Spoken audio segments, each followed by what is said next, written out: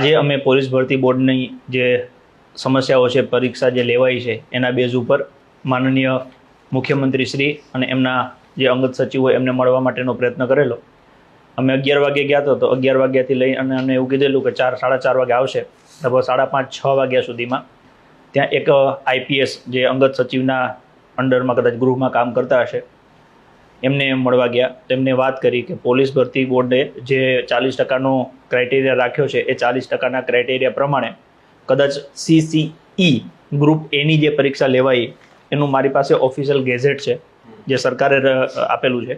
એમાં એવું લખેલું છે કે ટોટલ 1926 જગ્યાઓ લેવાની હતી અને એ પ્રમાણે 1741ની ભરતી થઈ છે. આ કોઈ એક કાસ્ટ માટે નથી. માની લો કે અનામત જે જગ્યાઓ છે તો એ 17 ખાલી રહી ગઈ છે. શૈક્ષણિક અને પછાત વર્ગ, સામાજિક શૈક્ષણિક પછાત વર્ગની પુરુષોની 7 જગ્યા બાકી રહી ગઈ છે. પછી અનુસૂચિત જાતિની 4 જગ્યા રહી છે. અનુસૂચિત જનજાતિની 157 જગ્યા ખાલી રહી ગઈ છે. અને એમાં એમને લખીને આપેલું છે કે આ જે બાકી રહેલી જગ્યાઓ છે એ નિયમ અનુસાર આગામી જાહેરાતમાં સમાવવાની થાય છે. મારું જીવ ત્યાં બળે છે કે આમાં એક્સ આર્મીમેન એટલે કે માજી સૈનિકની 166 જગ્યાઓ હતી. એમાંથી માત્ર 3 જગ્યાઓ ભરાઈ, 163 જગ્યા આ ખાલી રહી. જ્યારે અમે મુખ્યમંત્રીના અધિક સચિવને મળ્યા M.K. દાસને, ત્યારે એમણે એવું કીધું કે માજી સૈનિક કોઈ નોકરી માટે આવતા જ નથી. મારો જીવ બળ્યો કે એ એવું બોલે છે કે માજી સૈનિક નોકરી માટે આવતા નથી. એ જ સમયે એ જ શહેર ગાંધીનગરમાં કે માજી સૈનિક છેલ્લા મહિનાથી આંદોલન ઉપર બેઠા છે કે ભાઈ અમારી ભરતી થતી નથી. ભરતી ન થવા પાછળનું કારણ શું? એમનો ક્રાઇટેરિયા. કે પોલીસ ભરતી બોર્ડમાં 40% જે નિયમ છે એ પ્રમાણે અમે એમને રજૂઆત કરી કે કદાચ તમારી પાસે સંખ્યા નહીં થાય એનું કારણ છે કે પેપરમાં જે પાર્ટ A છે એમાં ઘણા બધા પ્રશ્ન એવા છે કે જેમાં હજી સુધારો થઈ શકે એવું. પાર્ટ B માં સુધારો થઈ શકે એવો છે. અમુક પ્રશ્ન એવા છે જેમાં 1થી વધારે જવાબ સાચા થઈ શકે છે. ઓકે, વ્યાકરણના પ્રશ્ન છે એ મુદ્દે તમારું શું કહેવું છે? એટલે એમને એવું આમ બહુ ઉદ્ધતતાથી એવું કહી દીધું કે ભાઈ તમે યુ આર ટુ લેટ, કે તમે ખૂબ મોડા છો. એટલે મેં કીધું જ્યારે આ તમે પ્રોવિઝનલ આન્સર કી આપી ત્યારે અમને વિદ્યાર્થીઓને જેમને પણ તકલીફ હતી કે અથવા અમને તકલીફ હતી તો અમે રજૂઆત કરી દીધી. એમને કીધું કે ફાઇનલ આન્સર કી આવે ત્યારે તમે વાત કરજો. ફાઇનલ આન્સર કી આવી, અમે રજૂઆત કરી કે ભાઈ અમે જે પ્રશ્નો કીધું હતું એનો તો સુધારો આમાં કંઈ થયો નથી. પ્રશ્ન શું છે તો કે ગુજરાતીના 10 પ્રશ્ન એવા છે કે જેના જવાબ ફકરા ઉપરથી સેટ થતા નથી. અમે જ્યારે એક આઈપીએસને મળ્યા ત્યાં નિર્પૂર્ણાબેન કે એવું કંઈક નામ હતું એમનું, તો એમને એવું કહી દીધું, અમે એમને જ્યારે રજૂઆત કરી કે ભરતી બોર્ડે પોતાના ઓફિશિયલી સિલેબસમાં એવું લખેલું છે કે ગુજરાતીના જે પ્રશ્ન છે એના ફકરા ઉપરથી જવાબ લખવા. અને હસમુખભાઈ પટેલ સાહેબે એમના વિડીયોમાં પણ આ વાત કરેલી છે જેઓ અધ્યક્ષ હતા. એટલે એમને કીધું કે એવા હસમુખભાઈ પટેલના વિડીયો ઉપર તમારે વાતને ભરોસો નહીં કરવાનો. જો હસમુખભાઈ પટેલ ભરતી બોર્ડના અધ્યક્ષ હોય અને એ જાહેર કે પોતાના પ્લેટફોર્મ ઉપર એવું બોલતા હોય કે આમનો તમારે ભરોસો કરવાનો નહીં, એ વેલિડ ગણાતું નથી. તો મને પ્રશ્ન એ થાય છે કે તો હસમુખભાઈ કેમ ગુજરાતના છોકરાઓને ગેરમાર્ગે દોરતા હતા? જો એ વેલિડ ન ગણાતું હોય, એમને ખબર હોય ઓકે, તો એક હાથે કરીને ખોટું બોલતા હતા.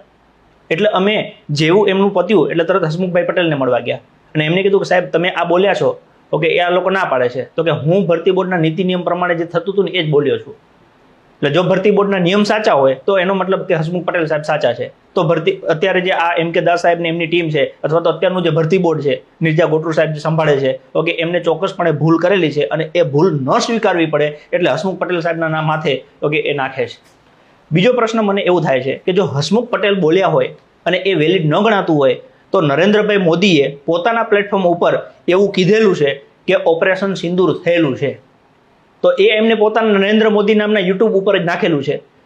ઓકે, મેં at a time Narendra Modi channel unsubscribe કરી નાખી છે કે મારે આ માણસ ઉપર હવે ભરોસો કરવાની જરૂર નથી, કેમ કે એનો વ્યક્તિગત પ્લેટફોર્મ છે. કાલ સવારે હું કદાચ વાત કરીશ ઓકે, તો એનો ભરોસો શું? હું એવું કહીશ કે નરેન્દ્રભાઈ મોદી એના પોતાના પ્લેટફોર્મ ઉપર મૂકેલું હતું, તો એ તો અમારા આઈપીએસ ગુજરાતના ના પાડે છે કે વેલિડ ન ગણાય. હવે જો દેશનો વડાપ્રધાન પોતાના પ્લેટફોર્મ ઉપર કહેતો હોય એ જો માન્ય ન ગણાતું હોય ઓકે, તો એનો મતલબ કે આઈપીએસ હસમુખ પટેલ પોતાના પ્લેટફોર્મ ઉપર જે કહેતા હતા એ વસ્તુ વેલિડ ગણાતી નથી. આવું ગુજરાતના આઈપીએસનું માનવું છે અને કેવું છે. ત્યારે આ આઈપીએસ આરે મારે ચર્ચા ચાલતી હતી ત્યારે મેં એમને એક એવી રજૂઆત કરી કે આમાં લાખો વિદ્યાર્થીની જિંદગીનો પ્રશ્ન છે. આ તમે જોવો છો કે જો 447 જગ્યાઓ તમે હરખી ભરી ન શકતા, 247 જગ્યા ભરી ન શકતા હોય તો ઓલામાં તો 1800 ઉપર જગ્યા છે, એ નહીં ભરાય. એટલે એમને શું કીધું કે ના ભરાય તો કાંઈ વાંધો નહીં, ભલે અડધી ભરાય, પણ અમારે તો એવા જોઈએ છે કે જેને બધું આવડતું હોય. મેં કીધું તમે 40%નો ક્રાઇટેરિયા રાખ્યો છે, તમે પ્રશ્ન જે એવા પૂછો કે 40 માર્ક્સ જ ન થાય તો પછી એ ક્રાઇટેરિયાનો મતલબ શું રહે? એમ તો એટલે એમને શું કીધું કે ભાઈ જે ગુજરાતીના પ્રશ્નોની તકલીફ છે તો એ તો કે તમારે ફકરા ઉપરથી જોઈને લખવાના હતા, ઓકે એમાં ક્યાં ખોટું છે? એટલે મેં એમને પેપર આપ્યું કે આ પ્રશ્ન છે, આ ફકરો છે, આ એના પ્રશ્ન છે, આમાંથી કયો જવાબ તમે ફકરા ઉપરથી જોઈને લખી શકો? એટલે એમણે પેપર જોયું, પેપર જોઈને કીધું કે આમાં તો ના મળે. તો મેં કીધું એ તો કહીએ છીએ ને કે તમે એવું કહો છો કે ફકરા ઉપરથી જોઈને જવાબ લખવાના છે, ફકરામાં તો તમે મેં ગોતી લ્યો, આમાંથી ક્યાં જવાબ મળે છે તમને? જોડણીના પ્રશ્ન છે તો કે તો જોડણી તૈયાર કરી લેવાય ને. જેને જોડણી ના આવડતી હોય એવા કોન્સ્ટેબલને અમારે કે શું કરવા છે?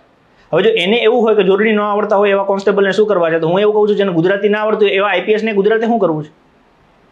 જો છોકરાને ગુજરાતી ન આવડતી હોય તમારે કોન્સ્ટેબલમાં નથી જોતા તો એવા આઈપીએસને તમારે ગુજરાતમાં શું લેવું છે કે તમને ગુજરાતી ક્યાં તમને આવડે છે? બીજું કે ભરતી બોર્ડ પોતે જ્યારે નોટિફિકેશન પાડે છે તેને પોલીસ હરખું લખતા નથી આવડતું. એના 15 પાનામાં 45 ભૂલો હોય છે. ગુજરાત સરકારના મહેસૂલ ખાતાને મહેસૂલ લખતા નથી આવડતું. એ મહેસૂલ તલાટની હવે ભરતી લેવાના છે. તમે આ 40% ક્રાઇટેરિયાના હિસાબે જો જોવા જાઓ ને તો ગુજરાતના લાખો છોકરા બેરોજગાર એમને એમ રહેશે. હવે અત્યારે આ લોકોએ કહી દીધું કે અમે 1926ની ભરતી કરી, ખરેખર ભરતીમાં તો એ 187 કે 85 જગ્યા બાકી રહી ગઈ. હવે એ શું કરશે કે અમે નવી ભરતીમાં લઈ લેશું? તો નવી ભરતીમાં તમે આવું જ કરવાના છો. હવે તમે વિચાર કરો 166માંથી 3 જણા લીધા, કેમ તમારી પાસે ફોર્મ નથી ભરાતા? 3 જ ફોર્મ ભરાના છે. જો તમે ખરેખર એને નોકરી દેવા માંગતા હોવ છો તો પછી એ પ્રમાણે એના ક્રાઇટેરિયા પ્રમાણે ચાલો ને. આની પહેલા થયેલું જ છે કે 100માંથી માની લો કે 40નું ક્રાઇટેરિયા હોય ને 31 વાળા નોકરી કરે છે, તો હવે કેમ તમારા નિયમ બદલી ગયા? એટલે મને એવું લાગે છે, અને મારો એક જીવ બળ્યો વચ્ચે ગુજરાતના એક મુખ્યમંત્રીનું અવસાન થઈ ગયું, પણ ગુજરાતમાં ક્યારે કોઈના મોઢા ઉપર મેં એક ગમ ન જોયો કે તમે તમારા મુખ્યમંત્રી ગુમાવ્યા છે.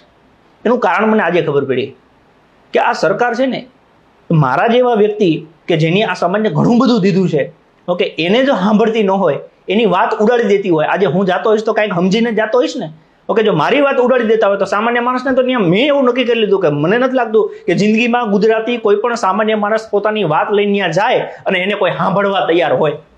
જે સૂટ બૂટમાં આવે એની સાથે હસી મજાક, અમે મંત્રીને મળવા ગયા, ઓકે, એના રૂમમાં ના કરવાની નહીં, વાહિયાત વાતો ચાલતી હતી, એમાં અમે 35 મિનિટ સહન કર્યું અને 35 મિનિટના અંતે કીધું કે જે લોકોએ તમને મત આપીને ચૂંટ્યા છે ને એ લોકોની જગ્યાઓ એમને પડી રહે, એની હાય લાગશે તમને. એમ તમે કંઈક માણસના પેટના થાવ, તમે આ પીડાને સાંભળો, આ જગ્યાઓ આમને એમ રહેશે. 3 વર્ષે એક તો નોકરી આવે છે, તો કીધું બીજી ભરતીમાં લાગી જશે.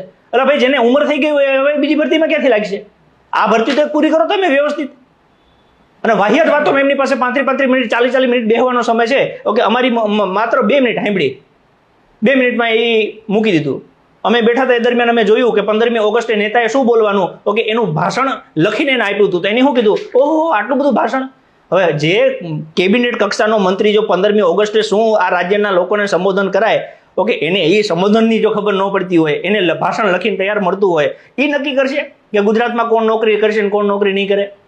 એટલે હું ગુજરાતની જનતાને આહવાન કરું છું, ઓકે, કે નમાયેલા બન્યા કરતા પોતાના અવાજ માટે જાગો. બાકી આવી રીતે આ લોકો ઓફિશિયલી જાહેરાતો કરતા જશે, જગ્યાઓ ભરશે નહીં, ઓકે, તમે તમારા ઘરે રહી જશો. તમે ખાલી એક જ વસ્તુ કરશો કે મારા નસીબમાં નોકરી નહોતી. અરે તમારા નસીબનો આ ખાઈ જાય છે ને એસીમાં બેઠા બેઠા, તમારા નસીબમાં નોકરી લખી છે, તમે હાથે કરીને આ નોકરી ગુમાવો છો. કેમ તમે નથી બોલતા? 40%નો ક્રાઇટેરિયા ના સેટ થાય તો આખા ગુજરાતને લાગુ પડે છે ને. આમાં ક્યાં કોઈ એક વ્યક્તિ વિશેષની વાત છે? ઓકે, તમે એને નીચું લાવો ને અથવા એક ક્રાઇટેરિયા કાઢી નાખો. જો તમારે પાસે 1926 લોકો ભરવાની કેપેસિટી નથી તો તમે 18,000 ને 20,000 ને 2 લાખની જાહેરાતો કરશો, એ કેવી રીતના ભરાશે?